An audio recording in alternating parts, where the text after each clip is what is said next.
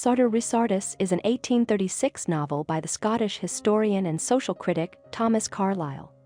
It was conceived as an entirely new literary form, blending fact and fiction, satire and seriousness, fantasy and history, while constantly reflecting on its own methods and structures. The work initially appeared in serial form from 1833 to 1834 in Fraser Magazine. Its title comes from the Latin for the tailor retailored, and the book presents itself as an analysis of the writings of a fictional German philosopher, Diogenes Teufelsdröckh. While partly a parody of German idealist philosophy, Carlyle also uses the text to convey his own earnest philosophical ideas.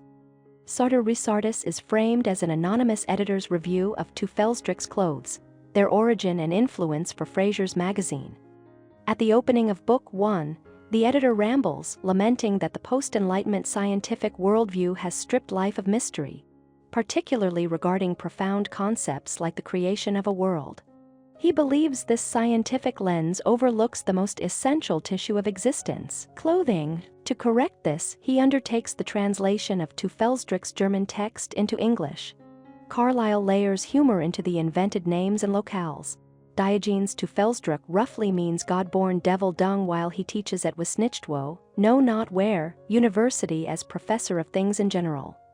The editor writes to the author seeking autobiographical material, hoping it might clarify the book which he only partly comprehends.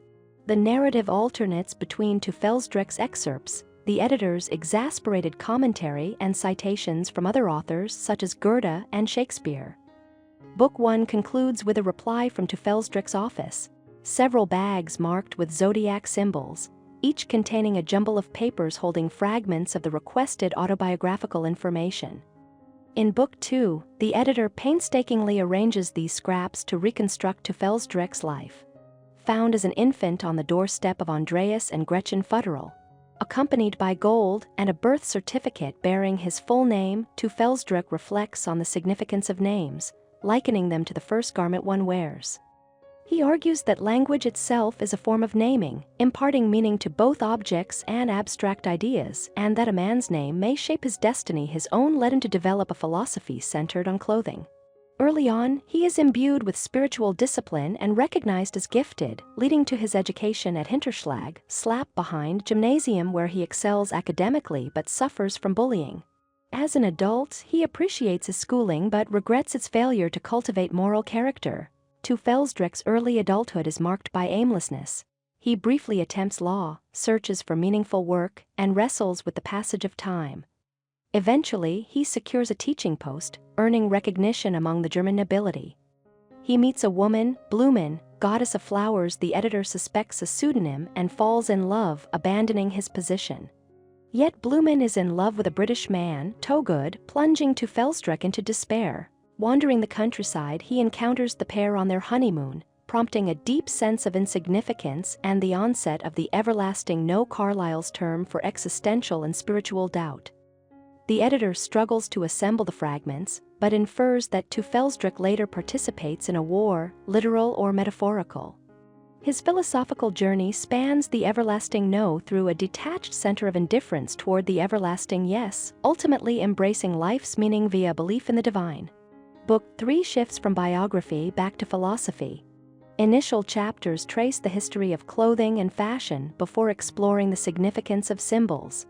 Teufelsdröckh asserts that a symbolic perspective, unlike the scientific one critiqued by the editor, allows humanity to approach higher truths. He identifies two exemplary kinds of men in their attire: beggars and dandies who, though sartorial opposites, each wear a peculiar costume.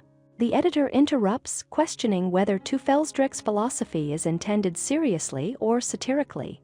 The final chapter presents the tailor as a quasi-divine figure, expanding on the metaphor of clothing as a lens for life and philosophy.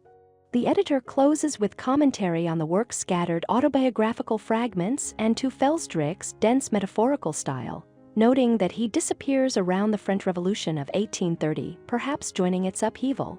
Despite its complexity, Sartor Resartus has been lauded for its inventive approach to meaning and symbolism. Literary critic Harold Bloom compared it to James Joyce's Finnegan's Wake, 1939, noting remarkable thematic parallels. Scholar Roger L. Tarr observes that its impact on American literature is difficult to overstate. Thank you for watching. If you enjoy this video, leave a like and subscribe.